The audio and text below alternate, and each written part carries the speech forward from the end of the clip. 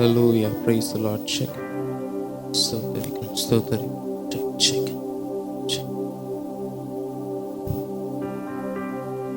Hallelujah. Hallelujah. எல்லாரும் சந்தோஷமா இருக்கீங்களா? கர்த்தருக்குள்ள இந்த நாள் கர்த்தர் உண்டாக்கின நாள். ஆமென். இந்த நாளில் நம்ம மகிழ்ந்து கறி கூற போகிறோம். ஆண்டவரை உயர்த்துறதுக்கு எத்தனை பேர் ஆயத்தமா இருக்கிறீங்க? ஆமென். எத்தனை பேர் ஆண்டவரை முழுசா நம்புறீங்க? சொல்லுங்க பார்க்கலாம். ஹல்லேலூயா சொல்லுவோமா? ஆண்டவர் ஒரு நாளும் மாறாதவர், நம்மளை அழைத்தவர், ஒரு உண்மையுள்ளவராக இருக்கிறார், நம்மளை நடத்துகிறவராக இருக்கிறார். ஆமென். இந்த காலை வேளையில் உற்சாகமாக அவரை மகிமைப்படுத்த போகிறோம். உம்மை நம்பும் நான் பாக்கியவான் என்று சொல்லி பாடி ஆண்டவரை துதித்து உயர்த்துவோம். நல்ல உற்சாகமாக கரங்களை தட்டி பாடுவோம். ஆண்டவரே, உம்மை நாங்கள் ஸ்தோத்திரிக்கிறோம் அப்பா. எங்கள் துதிகளுக்கும் ஆண்டவரே, எங்களுடைய ஆராதனைகளுக்கும் தகுதியானவர், உம்மை நாங்கள் உயர்த்துகிறோம்.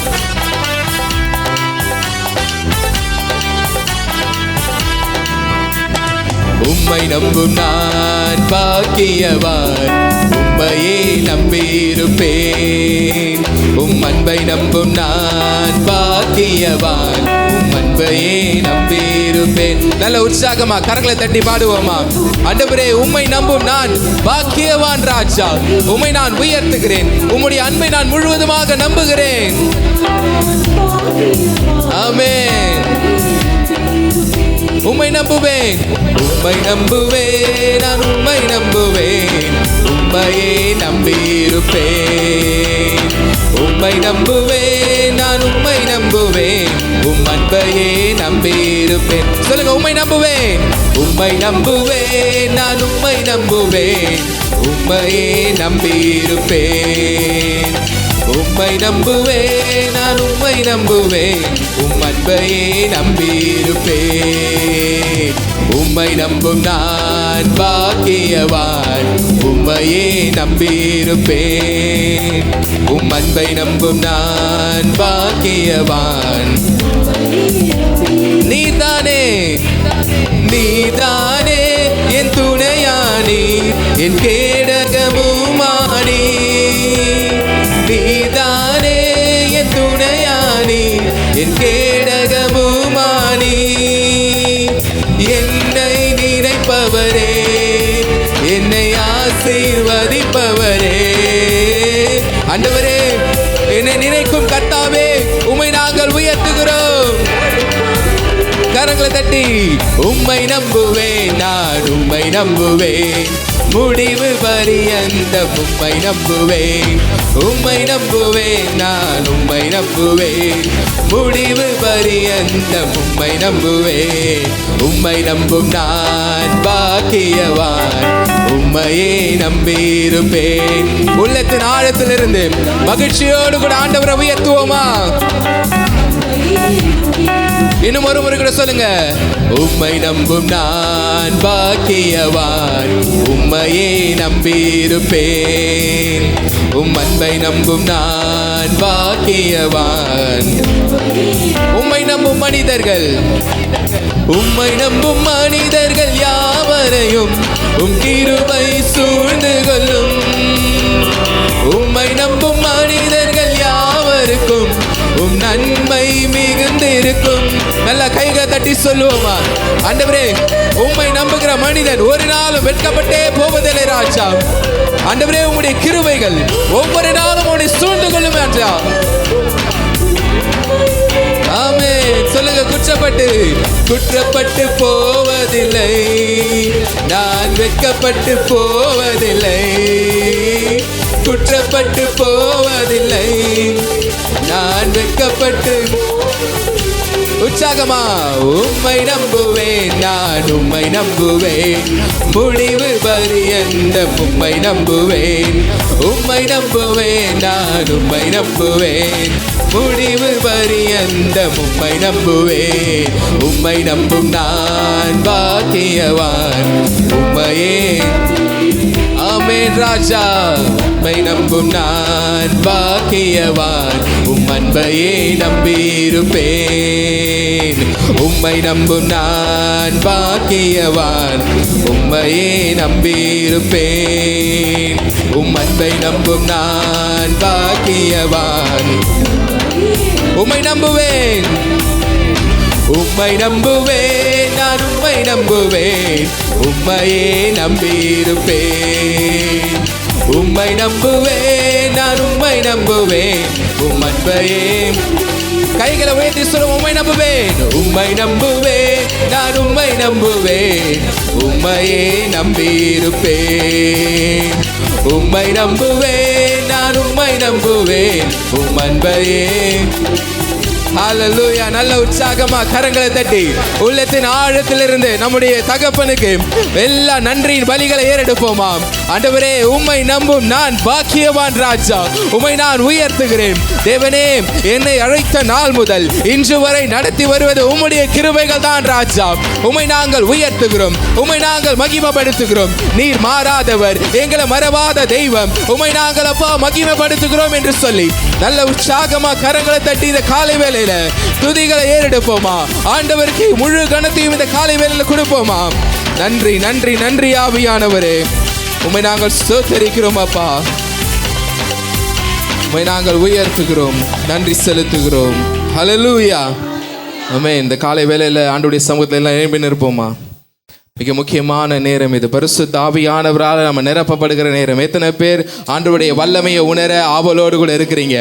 இந்த மாதம் உங்கள் வாழ்க்கையில் அநேக நெருக்கடிகள் இருக்கலாம். கடந்த மாதமும் நீங்கள் நிறைய நெருக்கடியான பாதைகள் மூலயமா நீங்கள் கடந்து வந்திருக்கலாம். ஆனால் இன்றைக்கு ஆவியானவர்களை நிரப்பும் பொழுது, அவருடைய வல்லமையை நீங்கள் உணரும் பொழுது, உங்கள் வாழ்க்கையில் ஒரு மிகப்பெரிய விடுதலை ஆண்டவர் கொடுக்க போகிறார். அதை விசுவாசிக்கிறீங்கன்னா நல்ல கரங்களை தட்டி நம்முடைய பரிசுத்த ஆவியானவரை இந்த காலை வேளையில இந்த காலை வேளையில ஆண்டவரை மகிமைப்படுத்துவோமா.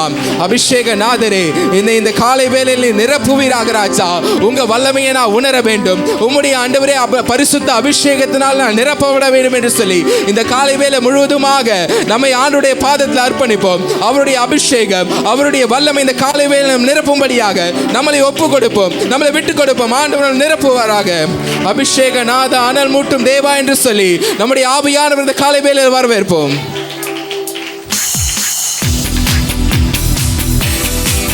ஆவியானவரே, அப்பா, எங்க இருதயத்தை இந்த காலை வேளை திறந்து கொடுக்கிறோம் ராஜா.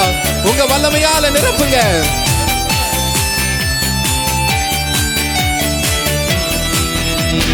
அபிஷேகநாதானல் மூட்டும் தேவா, ஆருயிர் அன்பரே.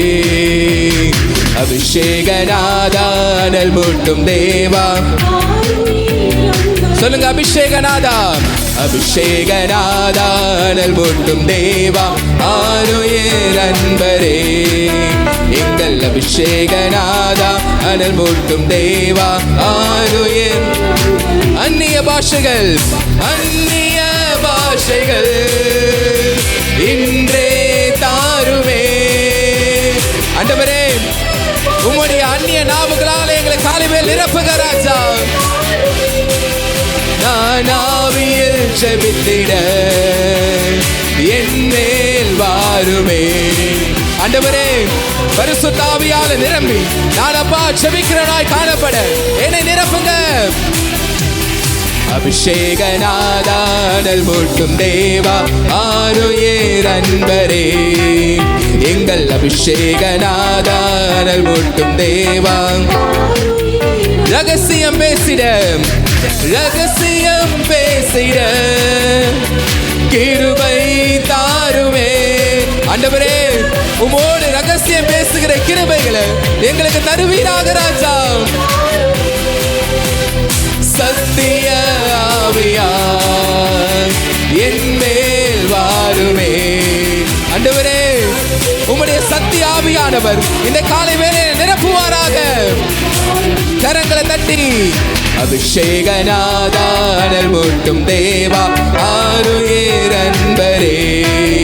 எங்கள் அபிஷேகநாதா, அனல் மூட்டும் தேவா, ஆருயிர் அன்பரே.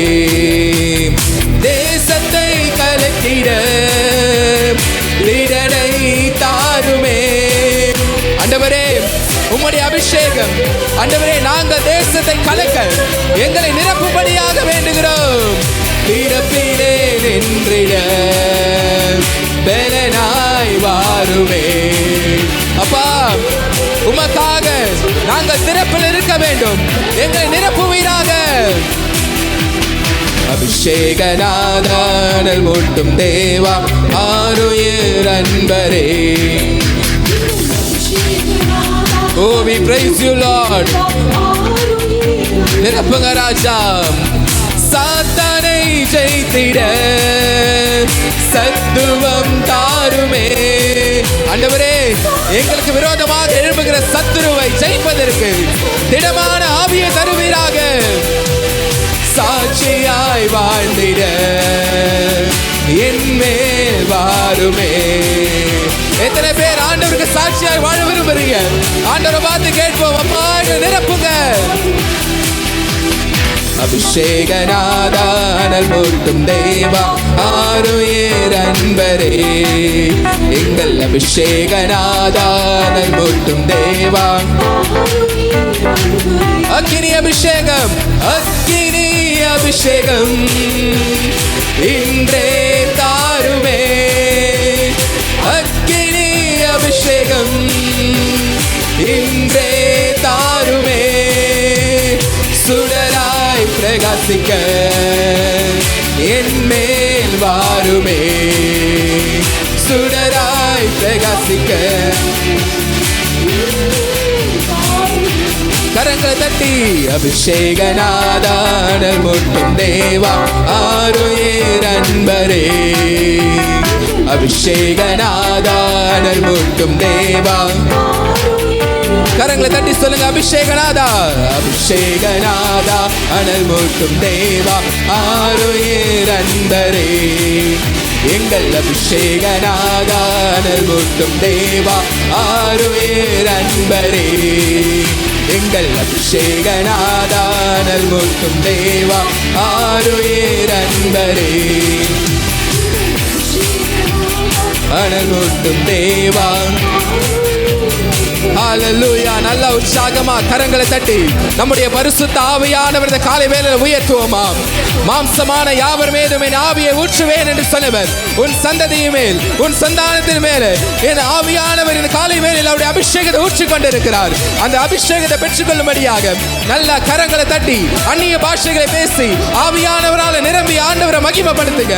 ரிபலரனமா ரிகலரனமா தியந்தரபா ஷங்கலரனமா. ஆண்டவரே, அக்கினிமயமான நாவுகள் எங்க வாழ்க்கையில காணப்பட எங்களை நிரப்புங்கப்பா என்று கேளுங்க. ஆண்டவர் இந்த காலை வேளையில உங்களை அவருடைய அபிஷேகத்தால் நிரப்பிக் கொண்டிருக்கிறார். அப்போஸ்தலர்கள் சென்று ஜெபித்த இடங்கள் எல்லாம் அங்க ஆவியானவர் ஒரு அசைவை கொண்டு வந்தது போல, ஆண்டவரே, நாங்கள் முழங்கால் படியிடுகிற இடத்துல தேவன் நீங்க ஒரு அசைவை கொண்டு வருவீராக ராஜா. எங்க வாழ்க்கையில நாங்க நெருக்கமான பாதை வழியாக போகும் பொழுதும் உமக்காக சுடராய் பிரகாசிக்கிற அனுபவத்தை தருவீராக. நல்ல கரங்களை தட்டி ஆண்டவருடைய வாக்குத்தத்தங்களை அறிக்கையிட்டு ஆண்டவரை உயர்த்துவோம். உங்கள் மேல் என் நல் வார்த்தைகளை நிறைவேற பண்ணுவேன் ஆண்டவர் வாக்கு பண்ணி இருக்கிறார். ஆண்டவரே, ஒவ்வொரு மாதமும் உங்க வாக்குத்தத்தம் எங்க வாழ்க்கையில நிறைவேற வேண்டும் ராஜா. கரங்களை தட்டி ஆண்டவரை உயர்த்துவோம், ஆவியானவரை மகிமைப்படுத்துவோம். நல்ல ஆண்டவரை இந்த காலை வேளையில உயர்த்துவீங்களா? ஆண்டவரே, உம்மை நாங்கள் ஸ்தோத்திரிக்கிறோம் ராஜா. Oh, we praise you, Lord. கர்த்தருடைய ஆவி எங்கேயோ அங்கே விடுதலை உண்டு. நீங்க நெருக்கமான பாதை வழியாக வந்திருக்கலாம், கட்டப்பட்டிருக்கிற நிலைமையில வந்திருக்கலாம். ஆண்டவர் இந்த காலை வேளையில ஒரு விடுதலையை கொடுத்து கொண்டிருக்கிறார். நல்ல கரங்களை தட்டி அந்த விடுதலையை பெற்றுக் கொள்வோமா.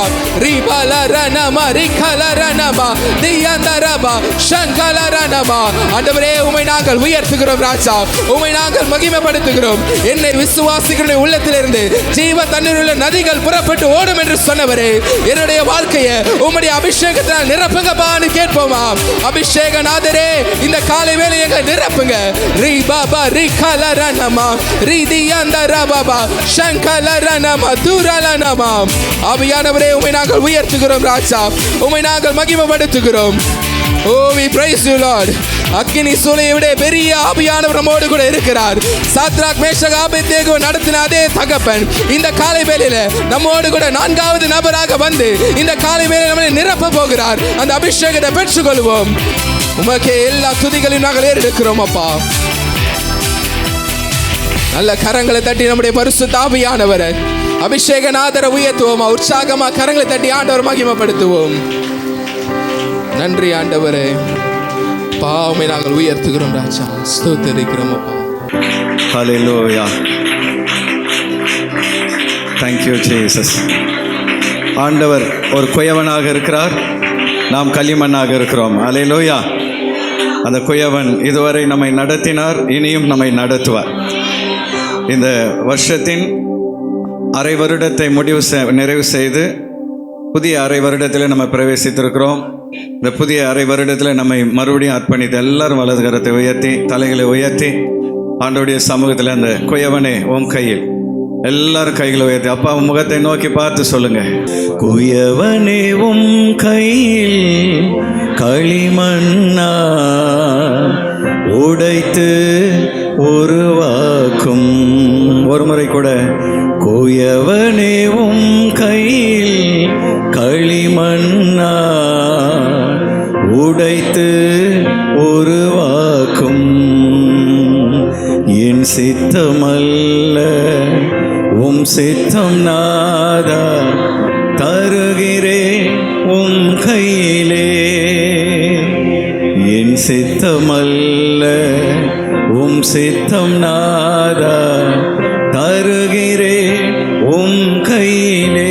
கைகளை அசைத்து என்னை தருகிறேன் தருகிறேன், உம் கரத்தில் என்னை படைக்கிறேன் படைக்கிறேன், உம் பாதத்தில் என்னை தருகிறேன் தருகிறேன், உம் கரத்தில் என்னை படைக்கிறேன் படைக்கிறேன், உம் பாதத்தில் உருவாக்குமே என்னை உருவாக்குமே உருவாக்குமே என்னை உருவாக்குமே. குயவனே உம் கையில் களிமண்ணா உடைத்து உருவாக்கும். எல்லோரும் சேர்ந்து சொல்லுவோமா? குயவனே உம் கையில் களிமண்ணா உடைத்து உருவாக்கும். என் சித்தமல்ல உம் சித்தம் நாதா, தருகிறே உம் கையிலே. உணர்ந்து சொல்வோமா? என் சித்தமல்ல உம் சித்தம் நாதா, தருகிறே உம் கையிலே. கைகளை தடி எல்லாரும் அப்பாவை ஸ்தோத்திரம் பண்ணுவோமா? எல்லாரும் வாய்களை திறந்து சத்தத்தை உயர்த்தி உள்ளத்தின் ஆழத்திலிருந்து, இயேசுவே, அரை வருடங்கள் என்னை நடத்தின எங்கள் தெய்வமே, அடுத்த அரை வருடம் நீர் எங்களை நடத்தும்படியாக எங்கள் ஆவி ஆத்மா சரீரத்தை ஜீவ பலியாக ஒப்பு கொடுக்கிறோம். ஆமென். இந்த நேரம் நம்முடைய விண்ணப்பங்களை ஆண்டவருடைய சமூகத்தில் வைக்கிற நேரம். உங்கள் அருகில் இருக்கிற ஒருவரோடு கரங்களை கோர்த்து கொள்ளுங்கள். பாஸ்டர் டேனியல் அந்த குறிப்புகளை சொல்லும் பொழுது நம்ம எல்லாரும் பாரத்தோடு கர்த்தரை நோக்கி ஜெபம் பண்ணுவோம். கர்த்தருடைய வார்த்தைக்காக நாம் ஜெபிப்போம். பரிசுத்தமுள்ள நல்ல ஆண்டவரே, உங்களுடைய நாமத்தை துதிக்கிறோம், ஸ்தோத்தரிக்கிறோம். அப்பா ஆண்டவரே, இந்த நாள் சத்திய வார்த்தைக்காக கூட ஜெபிக்கிறோம். ஆவியானவர் நீர் என்ன வார்த்தையை பேச சித்த வைத்திருக்கிறோம்.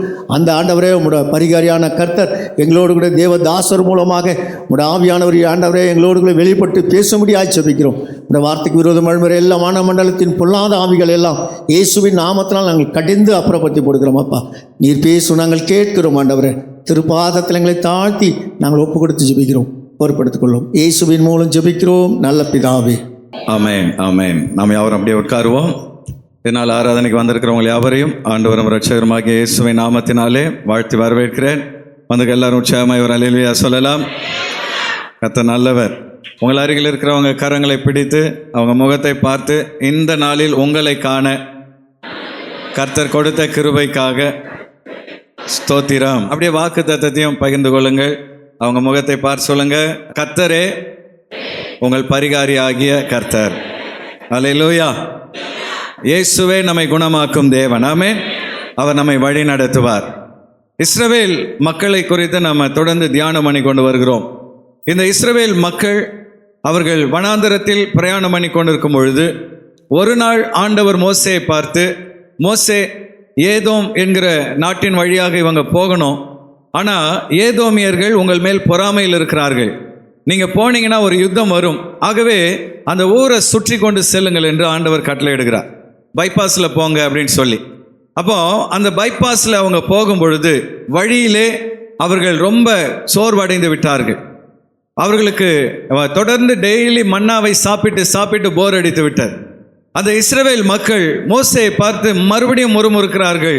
மோசே, நாங்கள் எகிப்திலே இருந்திருப்போம், எங்களை ஏன் இந்த வனாந்தரத்தில் இப்படி சுற்றி பைபாஸ்லலாம் கூட்டிகிட்டு போகிற, எங்களுக்கு ஒரே வெறுப்பாக இருக்கிறது என்று அவர்கள் முறுமுறுக்க துவங்கின பொழுது, அதுவரை பொறுமையாக இருந்த ஆண்டவர் இவளுடைய முறுமுறுப்பை கண்டு கர்த்தர் கோபமடைய துவங்கினார். ஹல்லேலூயா. நல்லா கவனிங்க, நம்ம துதிக்கும் பொழுது கர்த்தர் மகிழ்ச்சி அடைகிறார், முறுமுறுக்கும் போது என்ன செய்கிறார்? கோபப்படுகிறார். நீங்கள் என்ன பண்ணுறீங்க? டெய்லி ஆண்டவரை சந்தோஷப்படுத்துறீங்களா, கோபப்படுத்துறீங்களா? எப்போவுமே முறுமுறுத்துட்டு இருக்கீங்களா, அல்லது ஆண்டவரை துதித்து கொண்டு இருக்கிறீர்களா? எப்பொழுதும் குறை சொல்லி கொண்டிருக்கிறீர்களா, குற்றப்படுத்தி கொண்டிருக்கிறீர்களா, அல்லது எல்லாவற்றிலும் கர்த்தரை ஸ்தோத்திரம் பண்ணி கொண்டிருக்கிறீர்களா? அவர்கள் முறுமுறுத்த பொழுது தேவன் கோபம் கொண்டு கொள்ளிவாய் சர்ப்பங்களை அவர்களுக்குள் அனுப்பினார். கொள்ளிவாய்னா வாயிலெல்லாம் நெருப்பு இருக்கும்னு நினச்சிடாதீங்க.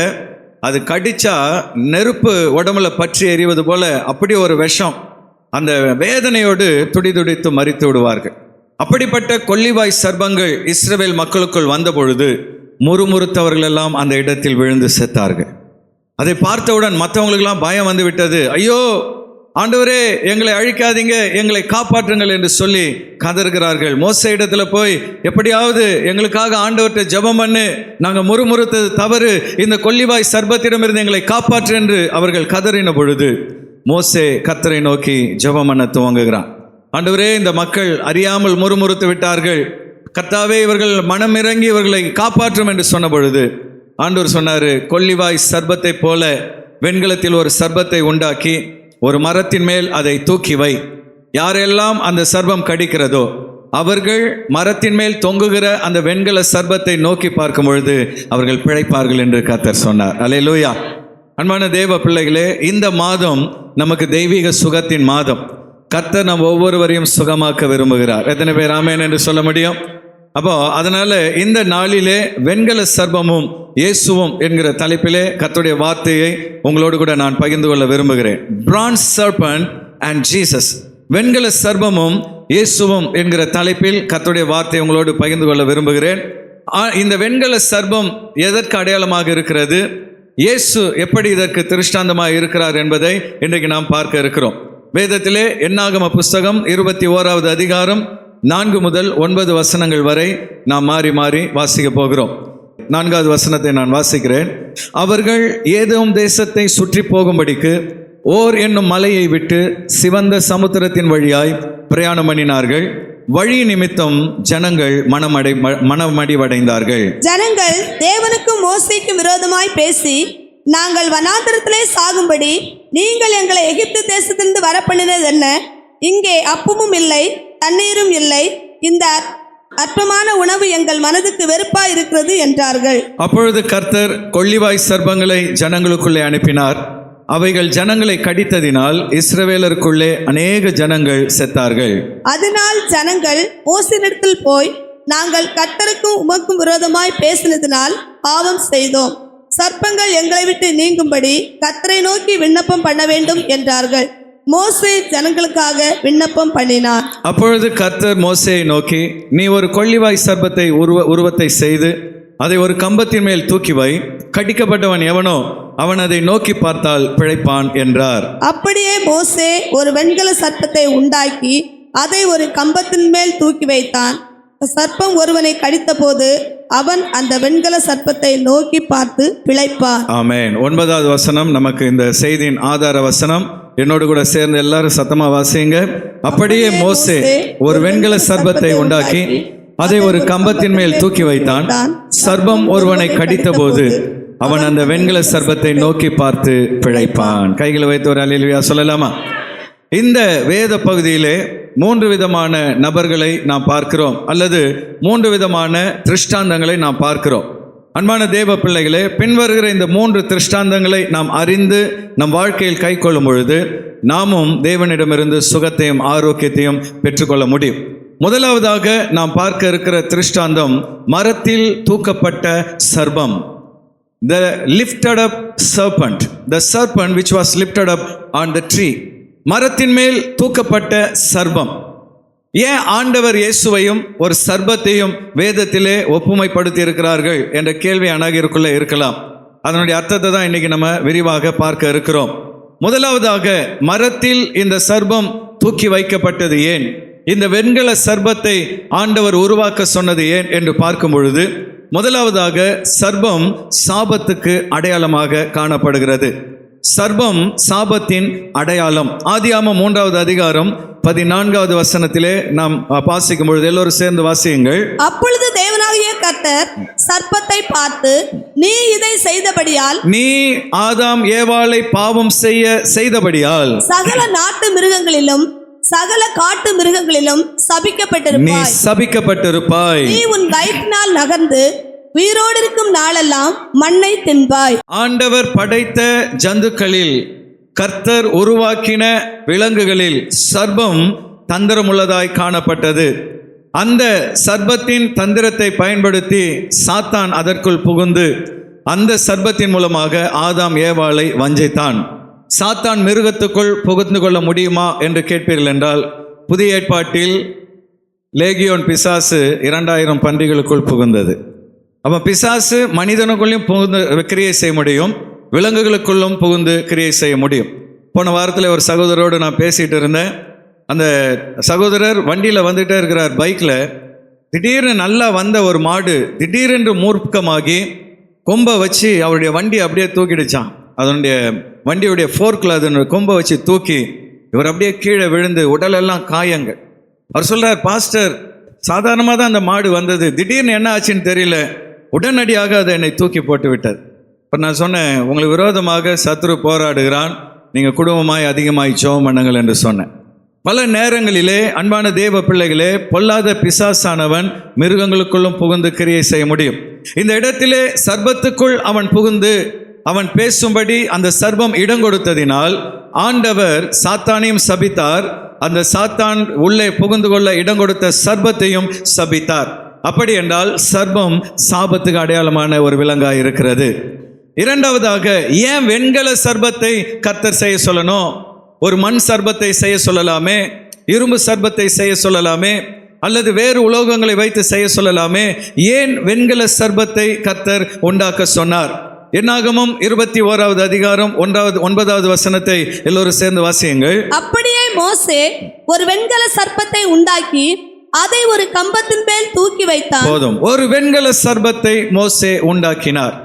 எதற்காக வெண்கல சர்ப்பம் உருவாக்கப்பட்டது? வெண்கலம் எதற்கு அடையாளமாக இருக்கிறது?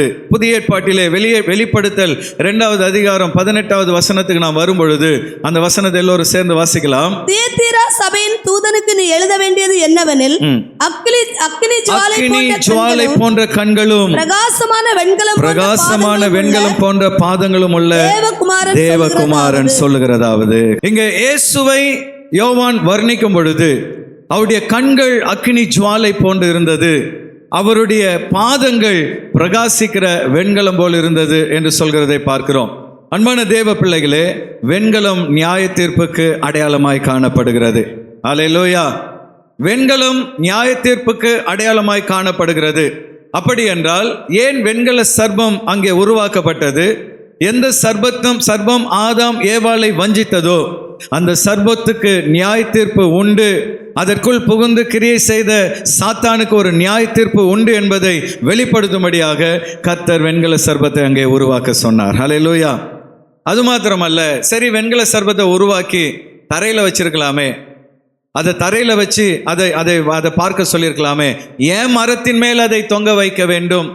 அன்பான தேவ பிள்ளைகளே, பைபிளில் ஆண்டவர் எதை செய்ய சொன்னாலும் பின்பாக அதற்கு ஒரு அர்த்தம் இருக்கும். ஹல்லேலூயா. சில நேரம் நம்மளால் அதை புரிஞ்சிக்க முடியாது. ஏன் ஆண்டவர் இப்படி செய்ய சொல்கிறார், எதற்காக கர்த்தர் இதையெல்லாம் செய்ய சொல்கிறார்? நமக்கு புரியவில்லை என்பதற்காக ஒரு நாளும் தேவனுடைய விருப்பத்தையும் சித்தத்தையும் நாம் எதிர்த்து நிற்கக்கூடாது. இந்த இடத்திலே ஏன் அந்த வெண்கல சர்ப்பம் மரத்தின் மேல் தொங்கவிடப்பட்டது? தொங்கவிடப்படுவது தண்டனைக்கு அடையாளமாய் இருக்கிறது. ஒரு மனிதனுக்கு நியாய தீர்ப்பு கொடுத்து அவனை மரத்தில் தொங்க விடுகிறார்கள் என்றால் அவன் தண்டனைக்குரியவன் என்பதற்கு அது அடையாளமாய் காணப்படுகிறது. உபாகமம் 21வது அதிகாரம் 22வது வசனத்திலே இந்த பிரமாணத்தை நாம் பார்க்க முடியும். வாசிங்க பார்க்கலாம். கொலை செய்யப்பட ஒருவன் மேல் சாவுக்கு பாத்திரமான பாவம் உண்டாயிருக்க ஒருவன் செய்த பாவத்தின் நிமித்தம் அவனுக்கு தூக்கு தண்டனை அல்லது மரண தண்டனை கொடுக்கும்படி அவன் தகுதியுடையவனாய் இருக்கும் பொழுது அவனை கொலை செய்யும்படி, அவனை அந்த மரண தண்டனை நிறைவேற்றி அவனை கொலை செய்யும்படி மரத்திலே தூக்கி போடுவாயானால். அப்ப இந்த இடத்துல ஆண்டவர் என்ன சொல்ல வர்றாரு? ஒரு செய்த பாவத்துக்காக அவனுக்கு தண்டனை கொடுக்க வேண்டும் என்றால் மரத்தில் அவன் தொங்கவிடப்பட வேண்டும், தூக்கு தண்டனை கொடுக்கப்பட வேண்டும். நம்முடைய இந்தியாவில் கூட தூக்கு தண்டனை இன்றும் அமலில் இருக்கிறது, உங்களுக்கெல்லாம் தெரியும். ஆனால் முன்ன மாதிரி அதிகமாய் தண்டனை கொடுக்கப்படுவதில்லை. உலகம் முழுவதும் மரண தண்டனைக்கு விரோதமாக அநேகர் பேசி கொண்டிருக்கிறார்கள். அது சரியா தவறா அது அப்புறம். ஆனால் ஒரு மனிதனுக்கு மரண தண்டனை கொடுக்கப்பட வேண்டும் என்றால் அரசாங்கம் அவனை தூக்கிலே தொங்கவிடும்.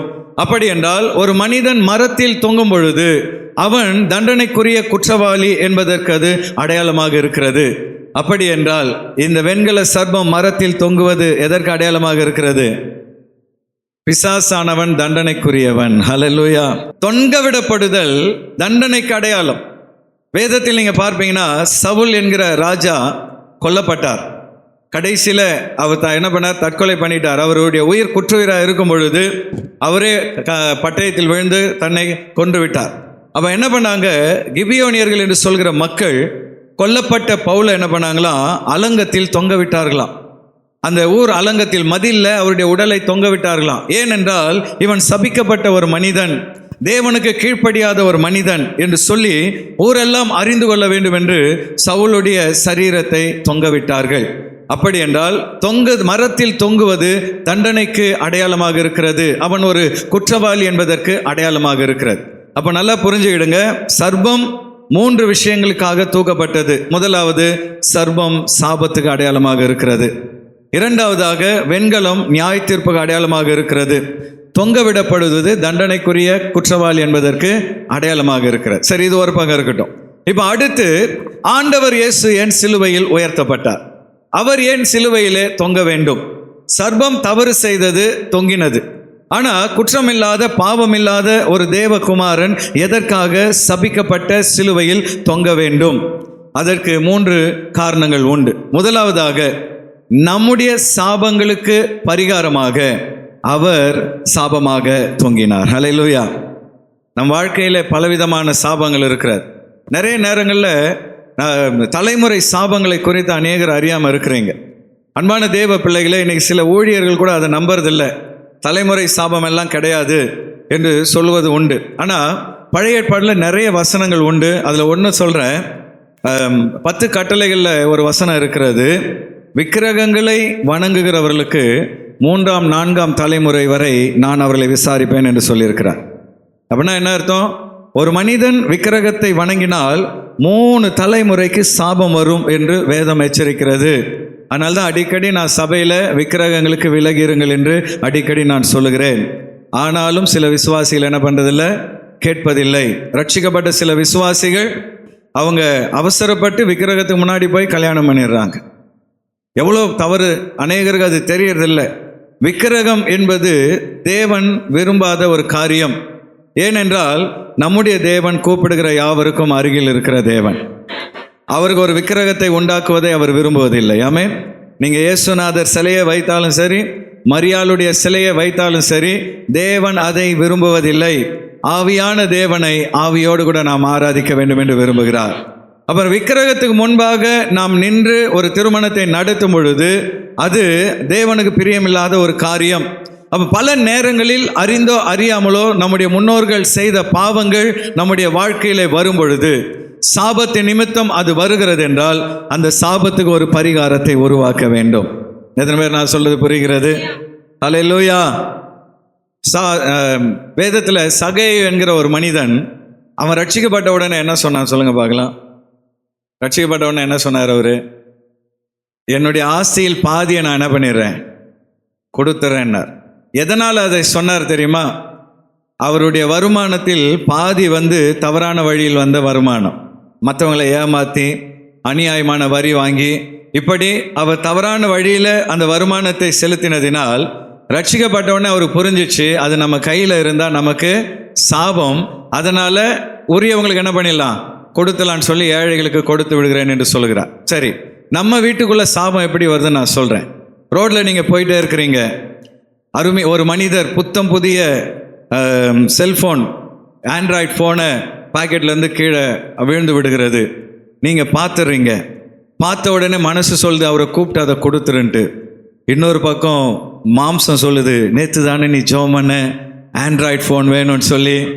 கர்த்தரா என்ன பண்ணியிருக்கிறாரு, கொடுத்துருக்கிறார். அல்லேலூயான்னு சொல்லி என்ன பண்ணுறது, அதை தூக்கி உள்ளே இருக்கிற சிம் கார்டை தூக்கி போட்டுட்டு அந்த செல்ஃபோனை நீங்கள் யூஸ் பண்ண ஆரம்பிக்கிறீங்கன்னு வச்சுக்கிடுங்க.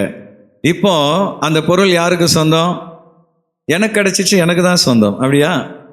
ஒரு பொருள் எப்போ நமக்கு சொந்தமாகும்? அதற்குரிய கிரயத்தை கொடுக்கும் பொழுது தான் அது நமக்கு சொந்தம். கிரயம் கொடுக்காவிட்டால் நாம் கடனாளிகள். ஹல்லேலூயா. கடன், அந்த மனிதனை நாம் வஞ்சிப்போம் என்றால் அது பாவமாக சாபமாக மாறும். அப்போ திருட்டு பொருள் வீட்டுக்கு வரும்போது வீட்டுக்குள்ள சாபம் வருமா வராதா? நான் ரட்சிக்கப்பட்டுட்டேன் பாஸ்டர், நான் இயேசுவின் ரத்தத்தினால் கழுவப்பட்டுட்டேன், அதனால் நான் என்ன பண்ண போகிறேன், இந்த செல்ஃபோனை 3 தண்ணி தெளித்து இயேசுவின் ரத்தத்தை தெளிக்கிறேன், இதில் இருக்கிற சாபம் எல்லாம் என்ன பண்ணிட்டோம் போகட்டும்னு சொல்லி தெளிச்சிடுறேன் பாஸ்டர். சாபம் போயிடுமா? தண்ணியெல்லாம் தெளித்தா பாவம் போகாது. ஹல்லேலூயா. அப்போ அந்த செல்ஃபோன், திருட்டு செல்ஃபோன் வீட்டுக்குள்ளே வந்து விட்டால் பிசாசு உரிமையாக வீட்டுக்குள்ளே வருவானா வரமாட்டானா? வருவான். என்ன சொல்லுவான், என் பொருள் உன் வீட்டில் இருக்குது, அதை கொடுக்கிற வரைக்கும் நான் உன் வீட்டை விட்டு போக மாட்டேன். ஏன் கிறிஸ்தவ குடும்பங்களில் சாபங்கள்? நான் ரட்சிக்கப்பட்டுட்டேன், ஞானஸ்தானம் பெற்றுட்டேன், அபிஷேகம் பெற்றுட்டேன்னு சொன்னாலும் ஏன் சாபங்கள் வருகிறது? சபிக்கப்பட்ட பொருட்கள் நம் வாழ்க்கையில் வரும் பொழுது, அல்லது ஒரு மனிதனை நாம் ஏமாற்றுகிறோன்னு வச்சுக்கிடுங்க. உதாரணத்துக்கு ஒரு விதவை பெண், அவள் கையில் ஒரு 1 லட்சம் ரூபாய் இருக்குது. நீங்கள் என்ன பண்ணுறீங்க, எங்கள் பையனுக்கு பொண்ணுக்கு கல்யாணம் வச்சுருக்கிறோமா, கொடுமா, நான் 1 மாதத்தில் திரும்பி தரேன்னு சொல்லி காசை வாங்கிடுறீங்க. அதை கொடுக்கக்கூடிய சூழ்நிலை வந்தாலும் நீங்கள் திருப்பி தராமல் வச்சுருக்கிறீங்க. அந்த அம்மா வந்து அழுவுது, காசை கொடுமான்ட்டு. நீங்கள் என்ன பண்ணுங்க, நீ கேட்டால் நான் கொடுத்துடணுமா? நீ கொடுத்ததுக்கு என்ன சாட்சி? கொடுக்க முடியாது போ, உன்னால் என்ன பண்ண முடியுமோ போ நீங்கள் சொல்கிறீங்கன்னு வச்சு. நீங்களாம் அப்படி சொல்ல மாட்டீங்கன்னு நான் நினைக்கிறேன். நீங்களாம் அமைதியாக இருக்கிறது பார்த்தா இப்போ எனக்கே டவுட் வருது. கொடுக்க முடியாது போ, உன்னால் என்ன பண்ண முடியுமோ பண்ணிக்கோன்னு சொல்லும்போது அந்த அம்மா மண்ணை வாரி நீ உன் குடும்பம் நாசமாக போவீங்கன்ட்டு மண்ணை வாரி விடுறாங்கன்னு வச்சுக்கிடுங்க. அந்த சாபம் பலிக்குமா? பலிக்குமா? நம்ம தான் ரத்தத்தினால் கழுவப்பட்டோம்ல, நாம் ஆண்டவருடைய ரத்தத்தினால் கழுவப்பட்டோம்ல, அந்த சாபம் பலிக்குமா? கண்டிப்பாக பலிக்குமா?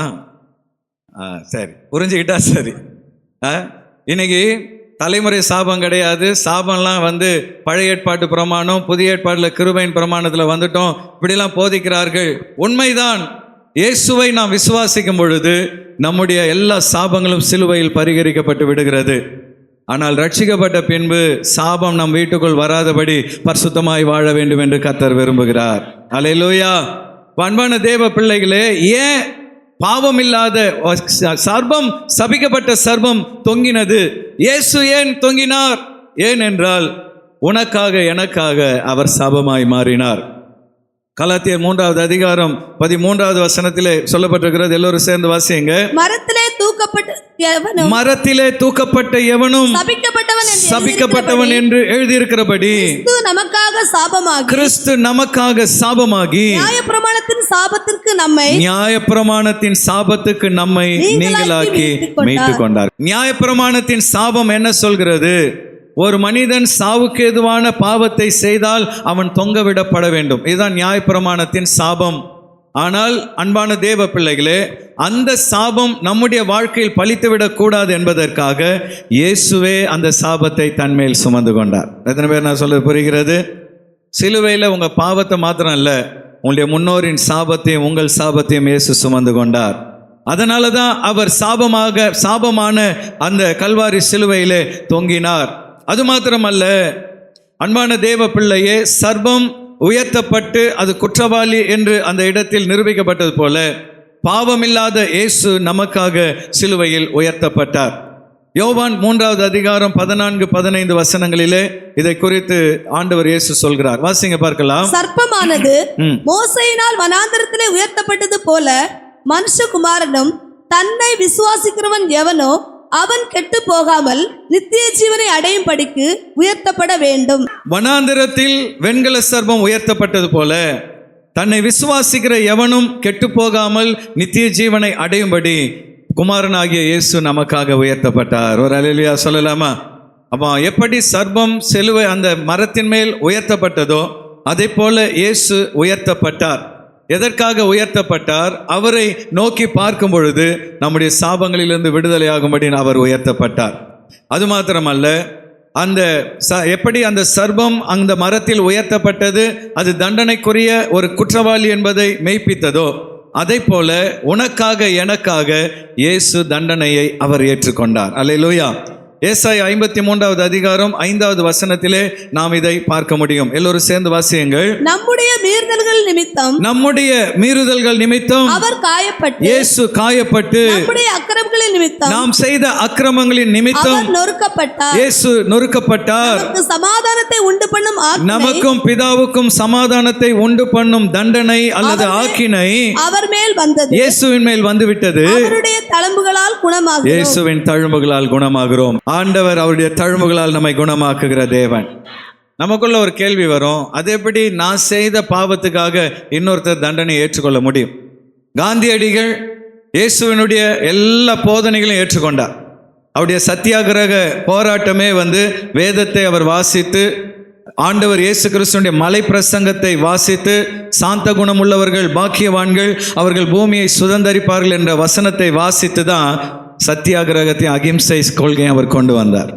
புதிய ஏற்பாடு அவர் ரொம்ப நேசித்தார். ஆனால் இயேசுவை அவர் தெய்வமாக ஏற்றுக்கொள்ளவில்லை. ஏன் என்று கேட்டபொழுது அவர் சொன்னார், நான் பண்ண தப்புக்கு நான் தான் தண்டனை அனுபவிக்கணும். கர்மா, என்னுடைய கர்மாவுக்கு நான் தான் தண்டனை அனுபவிக்கணும். இன்னொருத்தர் எப்படி தண்டனை அனுபவிக்க முடியும்? ஆகவே நான் இதை ஏற்றுக்கொள்ள மாட்டேன் என்று அவர் ஏற்றுக்கொள்ளவில்லை. ஆனால் அன்பான தேவ பிள்ளைகளே, விசுவாசத்தோடு அதை யார் ஏற்றுக்கொள்கிறார்களோ அவர்களுடைய கர்மாவை ஆண்டவர் இயேசு பரிகரிக்கிறார். அல்லேலூயா. கர்மான்றது நாம் செய்கிற கர்மங்கள், நாம் செய்கிற பாவங்கள். அப்போ நாம் செய்கிற பாவத்துக்கு நான் தானே தண்டனை அனுபவிக்கணும், அது எப்படி இயேசு அதை ஏற்றுக்கொண்டார் என்று காந்தியடிகள் கேள்வி கேட்டார். உங்களுக்கு புரிகிற மாதிரி ஒரு சம்பவத்தை சொல்கிறேன். ரஷ்யாவிலே ஜார்கள் என்கிற மன்னர்கள் ஆட்சி காலத்திலே ரொம்ப வரி போட்டு மக்களை கொடூரமாய் வேதனைப்படுத்தினார்கள்.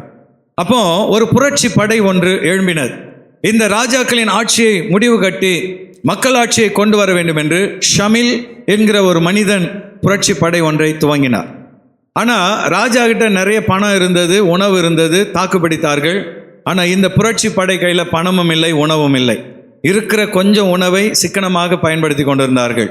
ஒரு நாள் ஒருத்தன் சொல்கிறான், ஷமில், நம்முடைய குடோனில் இருக்கிற உணவு காணாமல் குறைந்து போகிறது, ராத்திரி நேரத்தில் யாரோ திருடுகிறார்கள். ஷமிலுக்கு ஒரே கோபம். அந்த திருடன் யாராக இருந்தாலும் உடனடியாக கண்டுபிடித்து எனக்கு முன்பாக கொண்டு வந்து நிறுத்துங்கள் என்று சொல்லி கோபமாய் அவர் சொல்கிறார். மறுநாள் ஒரு அதிகாரி சொல்றார், ஷமில், ஒரு நல்ல செய்தி, ஒரு கெட்ட செய்தி. அப்போ முதல்ல நல்ல செய்தியை சொல்லுன்றார். இந்த திருடன் யார் என்று நாங்கள் கண்டுபிடித்து விட்டோம். அல்லேலூயா. சரி, அடுத்த கெட்ட செய்தி என்ன? அதை திருடினது உங்கள் அம்மா தான் அப்படின்னார். ஷமிலுக்கு பயங்கர ஷாக். ஏன்னா திருடனை கண்டுபிடிச்சாச்சு, ஆனால் திருட்டு குற்றம் செய்தது யாரு? அம்மா. கூப்பிட்டு விசாரிக்கிறான், ஏன் நீ இந்த செய்தாய்? எனக்கு பசி தாங்கலை, நீ கொடுக்குற உணவு போதலை, அதனால் நான் ராத்திரியில் திருடினேன். நீ திருடினது தப்புமா? என்னை பெற்ற தாயாக இருந்தாலும் நீ செய்த குற்றத்துக்கு உனக்கு 10 சவுக்கடி கொடுக்கிறேன் என்று அவர் தீர்ப்பு கொடுத்து விட்டார். அங்கே இருக்கிற பெண்கள் எல்லாம் அழுகுறாங்க. ஷமில் அம்மாவை விற்று, வயசானவங்க பசி கொடுமைனால தானே சாப்பிட்டாங்க, அதெல்லாம் கிடையாது, அவங்க செய்தது தவறு, அவங்களுக்கு நான் கொடுத்த தண்டனை கொடுத்தது. நான் உடனே சவுக்கில் அடிக்கிறவன் கை நடுங்குது. ஐயோ, இந்த வயசான அம்மாவை எப்படி அடிக்கிறதுன்னு அவன் நடுங்குகிறான், கண்ணெல்லாம் கலங்குகிறது. அவன் அந்த அடி என்று ஷமில் சொன்ன உடனே அந்த சவுக்கை அவன் ஓங்கின பொழுது ஒரு காரியம் நடந்தது. ஷமில் தன்னுடைய தலைவனுக்குரிய அந்த மேலாடையை கழட்டி வைத்துவிட்டு அப்படியே அம்மாவை போய் கட்டி பிடித்து விட்டார். இப்போ அடிடா அப்படின்ன உடனே 10 அடி அடிக்கிறான். கொடூரமான அந்த அடிகள் தாயின் மேல் விழவில்லை, ஷமிலின் மேல் விழுந்தது. ஹல்லேலூயா. ஷமில் தலைவர் இல்லையா, அந்த அடியை தாங்கிக்கிட்டார், வயசான அம்மாவை காப்பாற்றிட்டார். ஹல்லேலூயா. அன்பான தேவ பிள்ளைகளை, இதைத்தான் சிலுவையில் இயேசு உனக்காக செய்தார். உன் மேலே வர வேண்டிய தண்டனையை அவர் ஏற்றுக்கிட்டார். ஆனால் இன்னைக்கு உலகம் அவரை கிண்டல் பண்ணுது. பாவம், சக்தி இல்லாத சாமி சிலுவையில் செத்து போச்சு, அவரே அவரால் காப்பாற்ற முடியல, அந்த சாமி உன்னை காப்பாற்ற போதா, இப்படியெல்லாம் கேலி செய்கிறார்கள். ஆனால் அன்பான தேவ பிள்ளைகளே, அவர் சிலுவையில் காயப்பட்டது, சிலுவையில் தொங்கினது, அந்த தண்டனையை, கொடூரமான தண்டனையை ஏற்றுக்கொண்டது எதற்காக?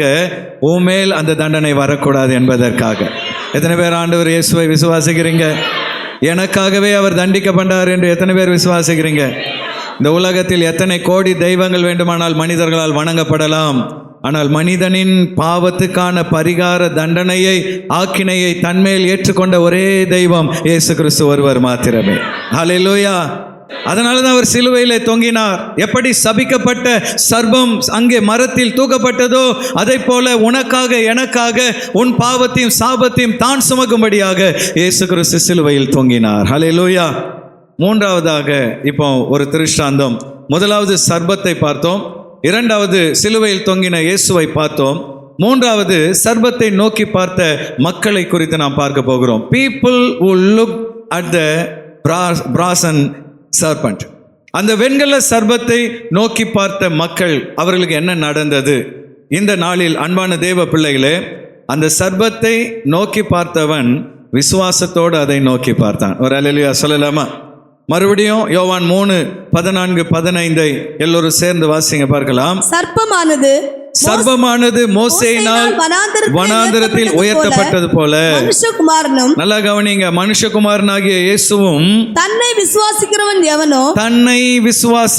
எவனோ. எப்படி அந்த சர்ப்பத்தை நம்பிக்கையோடு மக்கள் நோக்கி பார்த்தார்களோ, அதைப்போல் என்னை விசுவாசித்து சிலுவையை நோக்கி பார்க்கிற எவனோ அவன் கெட்டு போகாமல், நரகத்துக்கு போகாமல், நித்திய ஜீவனாகிய பரதீசை சுதந்திரிக்கும்படிக்கு உயர்த்தப்பட வேண்டும். இயேசு சிலுவையில் உயர்த்தப்பட வேண்டும். அப்போ ஆண்டவர் இயேசு நமக்காக செய்த பரிகாரத்தை பெற்றுக்கொள்ள அப்பா நம்மகிட்ட எதிர்பார்ப்பது ஒன்னே ஒண்ணுதான். என்ன எதிர்பார்க்கிறாரு?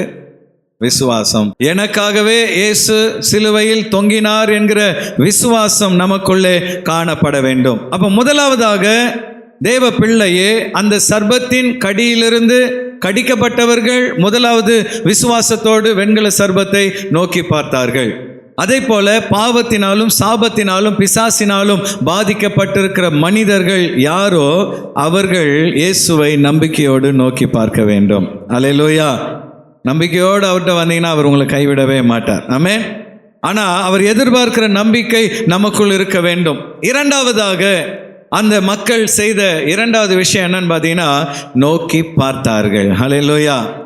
அவர்கள் வெண்கல சர்ப்பத்தை நோக்கி பார்த்தார்கள். இன்னொரு வகையில் சொல்ல போனா கீழ்ப்படிந்தார்கள். மோசேயின் பிரமாணத்துக்கு கீழ்ப்படிந்தார்கள். என்னாகமம் 21:8 வாசிக்கும் பொழுது அங்கே சொல்லப்பட்டிருக்கிறது, அப்பொழுது கர்த்தர் மோசேயை நோக்கி, நீ ஒரு கொள்ளிவாய் சர்ப்பத்தின் உருவத்தை செய்து அதை ஒரு கம்பத்தின் மேல் தூக்கி வை. கடிக்கப்பட்டவன் எவனோ, கொள்ளிவாய் சர்ப்பத்தினால் ஒருவன் கடிக்கப்பட்டால் கடிக்கப்பட்டவன் என்ன பண்ணணும்? அவன் அதை நோக்கி பார்த்தால், அந்த வெண்கல சர்ப்பத்தை ஓடி வந்து நோக்கி பார்த்தால் பிழைப்பான் என்றார். விஷம் இறங்கும், அவன் பிழைப்பான். ஹல்லேலூயா. இதுல ஏதாவது லாஜிக் இருக்குதா? இதுல ஏதாவது என்ன சொல்றது, இதுல ஏதாவது பகுத்தறிவு இருக்குதா? விஷம் ஒருத்தனை வந்து பாம்பு கடிச்சிட்டா முதல்ல என்ன பண்ணணும் சொல்லுங்க? பாம்பு கடிச்சிட்டா என்ன, இதெல்லாம் தெரிஞ்சு வச்சுக்கணும். ஒரு மனிதனை பாம்பு கடிச்சிட்டா என்ன பண்ணணும்? மேலே ஒரு கட்டு போட்டுட்டு ரத்தத்தெல்லாம் உரியக்கூடாது. ஏன்னா உங்களுக்கு வந்துடும் அந்த விஷம். வாயில் சின்ன பொண்ணு இருந்தால் என்ன பண்ணிடும்? மேலே ஒரு கட்டு போட்டுட்டு உடனே எங்கே கூட்டிகிட்டு போனோம்? ஹாஸ்பிட்டல் கூட்டு போனோம். இப்போ அங்கே இடத்துல ஒரு வாலிப பையன் கடிப்பட்டு கீழே விழுந்து கிடக்குறான். எல்லாரும் சொல்கிறாங்க, இவனை தூக்கிட்டு போ, டாக்டர்கிட்ட தூக்கிட்டு போங்கன்ட்டு.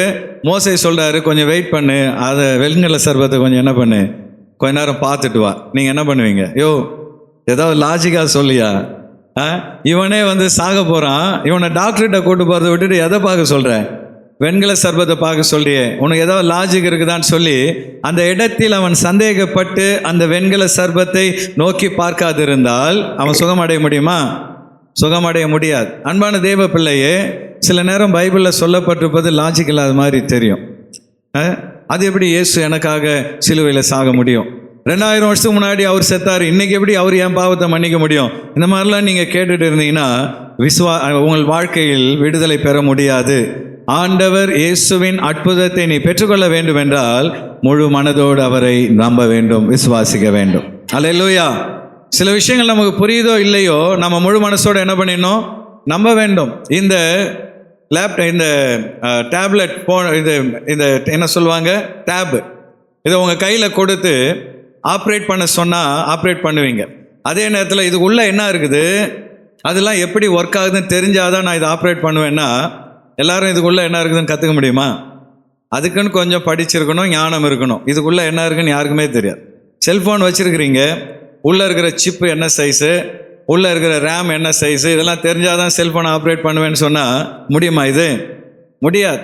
சில விஷயங்கள் நமக்கு புரிகிறதோ இல்லையோ நாம் எப்படி அதை ஏற்றுக்கொள்கிறோமோ அதை போல் அன்பான தேவ பிள்ளையே, ஆவிக்குரிய காரியங்கள் நமக்கு புரிகிறதோ இல்லையோ நாம் உடனடியாக விசுவாசித்து கீழ்ப்படிய வேண்டும். அல்லேலூயா.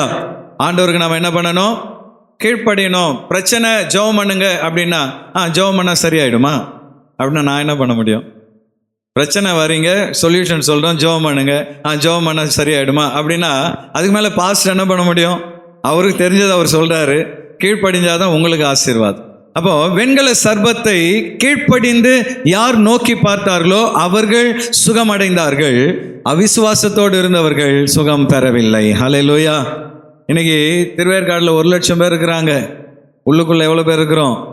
3 சர்வீஸும் சேர்த்தா ஒரு 1000 பேர் கம்மியாக தான் இருக்கிறோம். அப்போ நீங்கள்லாம் வெண்கல சர்பத்தை நம்பிக்கையோடு என்ன பண்ணீங்க? நோக்கி பார்த்தீங்க, ஆண்டவரை ஏற்றுக்கொண்டீங்க, உள்ளே வந்துட்டீங்க. வெளியே இருக்கிறவங்க கேள்வி கேட்டுட்டு இருக்கிறாங்க, இயேசுநாதர் தான் தெய்வமா? மற்றதெல்லாம் தெய்வம் கிடையாதா? இயேசுநாதர் தண்ணியை காப்பாற்றிக்க முடியல, அவர் எப்படி உன்னை காப்பாற்றுவார்? இப்படியெல்லாம் பேசிகிட்டு இருக்கிறவங்க ரட்சிப்பை பெற்றுக்கொள்ள முடியாது. விசுவாசத்தோடு கீழ்ப்படிந்து யார் இயேசுவை நோக்கி பார்க்கிறார்களோ அவர்கள் அற்புதத்தை பெற்றுக்கொள்வார்கள். அல்லேலூயா. அப்போ முதலாவதாக விசுவாசித்தார்கள், இரண்டாவதாக கீழ்ப்படிந்து அந்த வெண்கல சர்பத்தை நோக்கி பார்த்தார்கள், மூன்றாவதாக சுகத்தை பெற்றுக்கொண்டார்கள். ஹல்லேலூயா. என்னாமம் 21:9 எல்லோரும் சேர்ந்து வாசியுங்கள். அப்பொழுது மோசே, அப்படியே மோசே ஒரு வெண்கல சர்பத்தை உண்டாக்கி அதை ஒரு கம்பத்தின் மேல் தூக்கி வைத்தான். சர்ப்பம் ஒருவனை கடித்த போது, அந்த கொள்ளிவாய் சர்ப்பம் ஒரு மனிதனை கடித்த போது அவன் அந்த வெண்கல சர்ப்பத்தை நோக்கி பார்த்து பிழைப்பான். யார் அதை நோக்கி பார்த்தார்களோ அவர்கள் பிழைத்தார்கள். ஹல்லேலூயா. அன்பான தேவ பிள்ளைகளே, இன்றைக்கு எந்த ஒரு மனிதன் விசுவாசத்தோடு அவரை ஏற்றுக்கொள்கிறானோ அவன் பிழைப்பான் என்று ஆண்டவர் சொல்கிறார். இன்னைக்கு நம்முடைய சபையிலே விடுதலை ஜெபத்தில் அநேகர் விடுதலையும் சுகத்தையும் பெற்றுக்கொள்கிறார்கள். சில நேரத்தில் பிசாசு பிடித்த ஒரு சிலர் அவ்வளோ ஈஸியாக உள்ளே இருக்கிற பேய் போகாது. அப்போ பேய் போகலைன்றதுக்காக பாஸ்டருக்கு பவர் இல்லை, அவருடைய ஜெபத்தில் பவர் இல்லைன்னு நினைக்கக்கூடாது. ஏனென்றால் பேய்களில் பல வெரைட்டி இருக்கிறது. சில பேய் போன்னு சொல்கிறதுக்கு முன்னாடி போத்துன்னு விழுந்துடும், நான் போயிடுறேன். சில பேய் என்ன பண்ணும், போக மாட்டேன் அப்படின்னு அடம் பிடிக்கும். கொஞ்ச நேரம் நல்லா அதை கடிந்து அதை துரத்தும் பொழுது போய்விடும். ஆனால் சில பேய்கள் அவ்வளோ ஈஸியாக என்ன பண்ணாது, போகாது. ஒரு அம்மா நம்முடைய சபைக்கு வந்துட்டு இருக்கிறாங்க கொஞ்ச நாளாக. 51 வருஷம் நான் உள்ளே இருக்கிறேன், நீ என்னை போக சொன்னால் நான் உடனே எப்படி போயிடுவேன்? எத்தனை வருஷம் உள்ளே இருக்கிறேன்? அந்த அம்மா பிறந்ததுலேருந்து உள்ளே இருக்குதான் அது. நீ போக சொன்னால் நான் எப்படி போவேன்? எத்தனை பேர் இருக்கீங்கன்னு கேட்டால் நாங்கள் உள்ளே 8 பேர் இருக்கிறோம். அவ்வளோ ஈஸியாக போவேனா? ஆனால் அந்த தொடர்ந்து ஜெபம் பண்ண அதனுடைய வல்லமைகளை கர்த்தர் நிர்மலமாக்கி இருக்கிறார். அதுக்கப்புறம் அந்த அம்மாவுடைய விசுவாசம் தான் அவங்கள விடுதலை ஆக்கும். அப்போ இந்த மாதிரி பிசாசு போராட்டத்தில் அவங்கள அறிக்கையிட வைப்பேன் நான். ஆண்டவர் இயேசுவின் சமூகத்திலே அவரை ஆண்டவர் என்றும் உன் பாவங்களையும் அறிக்கையிடுன்னு சொல்லி அறிக்கையிட வைக்கும் பொழுது, இயேசுவே உங்கள் ரத்தத்தினால் என்னை கழுவுன்னு சொல்லுமானா சொல்லாது. உள்ள இருக்கிற பேய் என்ன பண்ணாது, சொல்ல விடாது. அப்போ அந்த விசுவாசத்தை அது தடுத்துக்கிட்டே இருக்கும். அந்த மனக்கண்களை குருடாக்கிட்டே இருக்கும். அப்போ அந்த ஆத்துமா, ஆண்டவரே என்னை விடுதலை ஆக்குங்கப்பா, நான் உங்களை விசுவாசிக்கிறோமான்னு சொல்லி வாயில அறிக்கையிட்டவுடன் கர்த்தருடைய வல்லமை கிரியை செய்ய துவங்கிவிடும். அல்லேலூயா. எத்தனையோ பிசாசுகள் அவங்க அறிக்கையிட விடவே விடாது. நானும் என்ன பண்ணுவேன், தொடர்ந்து அந்த அறிக்கையிடுற வரையும் 2-3 முறை அவங்கள அறிக்கையிட சொல்லி எப்போ இயேசுவே என் உள்ள வாங்க, பொல்லாத பிசாசே என் வாழ்க்கையை விட்டு, என் குடும்பத்தை விட்டு, என் சரீரத்தை விட்டு இயேசுவின் நாமத்தினால் புறப்பட்டு போ அப்படின்னு சொன்ன அடுத்த நிமிடம் உள்ள இருக்கிற பேய் புறப்பட்டு போய்விடும். அல்லேலூயா. அப்போ விசுவாசம், கீழ்ப்படிதல் இரண்டும் இருந்தால்தான் கர்த்தர் நம் வாழ்க்கையில் விடுதலையும் சுகத்தையும் கொடுக்க முடியும்.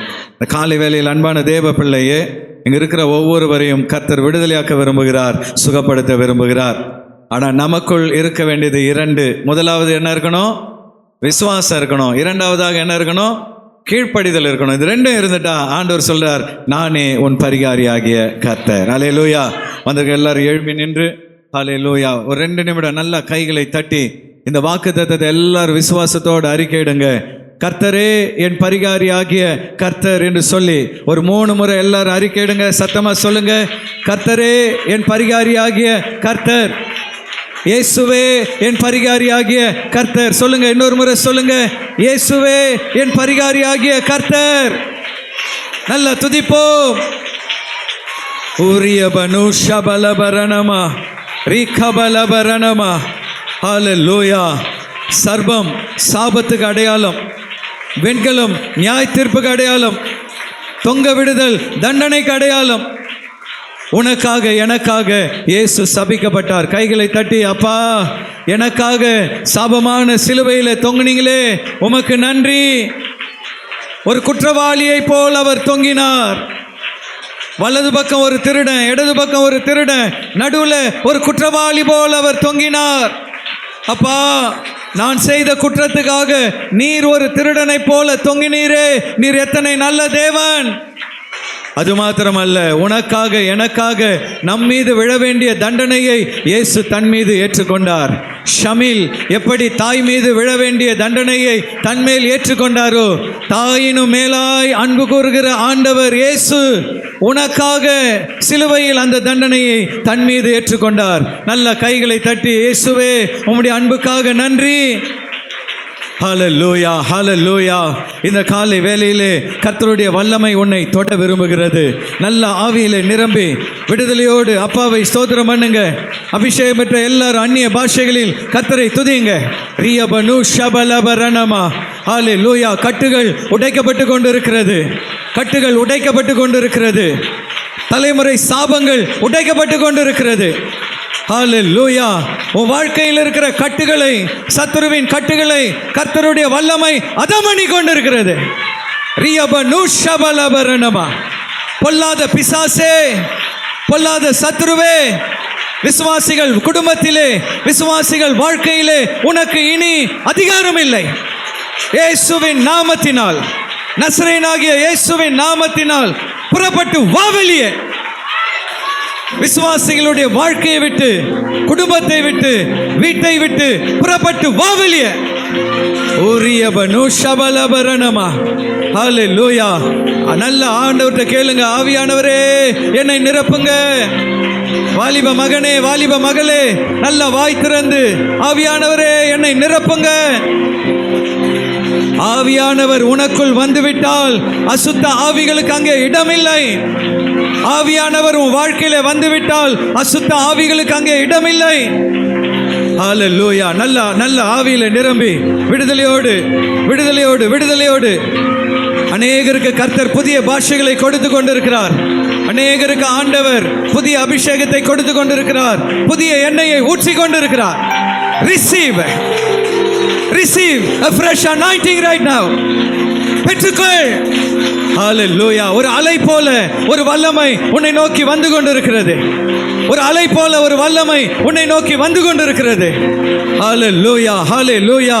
கர்த்தருடைய வல்லமை உச்சம் தலை முதல் உள்ளம் கால் வரை உனக்குள்ளே பாய்ந்து வருகிறது. ஹல்லேலூயா. Receive, receive, receive.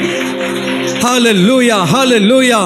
ஆவியானவரே உம்முடைய வல்லமை ஒவ்வொருவரையும் தொடுவதாக, உம்முடைய வல்லமை ஒவ்வொருவரையும் நிரப்புவதாக. ஹல்லேலூயா, ஹல்லேலூயா. நீ வந்த வழியாய் திரும்ப செல்வதில்லை மகனே, நீ வந்தபடியே திரும்ப செல்வதில்லை. இங்கிருந்து நீ புறப்படும் பொழுது ஒரு புதிய விடுதலையோடு கூட, ஒரு புதிய சுகத்தோடு கூட, ஒரு புதிய ஆரோக்கியத்தோடு கூட கர்த்தர் உன்னை அனுப்ப விரும்புகிறார். ஹல்லேலூயா. உன் சரீரத்தில் மாத்திரமல்ல, உன் இருதயத்தில் இருக்கிற வேதனைகள், உன் இருதயத்தில் இருக்கிற காயங்களையும் கர்த்தர் சுகப்படுத்த விரும்புகிறார். ஆண்டவர் இந்த காலை வேளையிலே சுகமாக்குகிறார். ஹல்லேலூயா, ஹல்லேலூயா. அநேக வருடங்களாக பிள்ளை பாக்கியத்துக்காக ஜெபித்துக் கொண்டிருக்கிற மகனே, மகளே, கர்த்தர் இந்த காலை வேளையிலே உன் கர்ப்பத்தை தொடுகிறார். கர்த்தருடைய வல்லமை இப்பொழுதே உனக்குள்ளே கடந்து வருகிறது. அடைக்கப்பட்ட கர்ப்பங்கள் இயேசுவின் நாமத்தினால் திறக்கப்படுகிறது. கர்த்தர் உன் வாழ்க்கையிலே, உன் சரீரத்தில் ஒரு அற்புதத்தை நடப்பிக்கிறார். நீ விசுவாசித்தால் தேவனுடைய மகிமையை காண்பாய். வெண்கல சர்பத்தை நோக்கி பார்த்தவர்கள் பிழைத்தார்கள். இயேசுவை நம்பிக்கையோடு நோக்கி பார்த்தவர்கள் 2 விதமான ஆசீர்வாதங்களை பெறுவாங்க. முதலாவது பூமிக்குரிய ஆசீர்வாதம், 2வது நித்திய ஜீவனாகிய பரலோகத்துக்கு உரிய ஆசீர்வாதம். இந்த காலை வேளையில் அன்பான தேவ பிள்ளையே, அந்த பரிகாரியாகிய கர்த்தரை உறுதியாய் பற்றி கொள்ளுங்கள். ஆண்டவர் நிச்சயமாய் இந்த மாதத்தில் பெரிய காரியங்களை உன் வாழ்க்கையில செய்வார். நம்பிக்கையோடு கண்களை மூடி நம்மை அர்ப்பணித்து நாம் யாவரும் ஜெபம் பண்ணுவோம். ஸ்தோத்திரிக்கிறோம் கர்த்தாவே, எங்களை அதிகமாக நேசிக்கிறீங்களா அன்பின் பரலோக ராஜா. இந்த காலை வேளையில் ஆண்டவரே, உம்முடைய தாசர் மூலமாக நீர் எங்களோடு இடைப்பட்ட உம்முடைய சத்திய வார்த்தைகளுக்காக நன்றி செலுத்துகிறோம். ஆண்டவரே, வேதம் சொல்லுகிறது ஆண்டவரே பிரகாரமாக சத்தியம் அறிவியுங்கள், சத்தியம் உங்களை விடுதலையாக்கும் என்ற வார்த்தையின்படி ஆண்டவரே ஒவ்வொரு நாளும் ஆண்டவரே நாங்கள் இன்னும் சத்தியத்தை அறிந்து கொள்ள கர்த்தர் கிருபை தருவீராக. ஆண்டவரே, இன்று நாங்கள் கற்ற பாடத்தை நாங்கள் ஒருபோதும் ஆண்டவரே மறந்து விடாதபடி எங்களுடைய சாபங்கள் நீர் எல்லாவற்றும் சிலுவையில் சுமந்து கொண்ட கிருபைகளுக்காக நன்றி ஆண்டவரே. நீர் எங்களுக்காக அடிக்கப்பட்டீர், எங்களுக்காக உயர்த்தப்பட்டீர், எங்களுடைய தண்டனைகளை நீர் ஏற்றுக்கொண்டீர் தகப்பனே. நாங்கள் உம்மை விசுவாசிக்க ஆண்டவரே, உம்மை நோக்கி பார்க்க கீழ்ப்படிய எங்களுக்கு கிருபை தருவீராக. எல்லாவற்றுக்கும் மேலாக நீர் கொடுக்கிற சுகத்தையும் ஆசீர்வாதத்தை நாங்கள் பெற்றுக்கொள்ள எங்களுக்கு கிருபை தருவீராக. இம்மாத வாக்குத்தத்தம்படி ஆண்டவரே, நீரே எங்கள் பரிகாரியான கர்த்தராக இருக்கிறீர் ராஜா. உம்முடைய அண்டைக்குள் நாங்கள் எப்பொழுதும் ஆண்டவரை இருக்க எங்களுக்கு கிருபை தருவீராக. ஆண்டவரே, இந்த வார்த்தைக்கு ஆண்டவரை எங்களை அர்ப்பணிக்கிறோம். ஆவியானவர் ஆளுகை செய்யுங்க. இயேசு கிறிஸ்து மூலம் ஜெபிக்கிறோம் எங்கள் நல்ல பிதாவே. ஆமென். ஆமென், ஆமென்.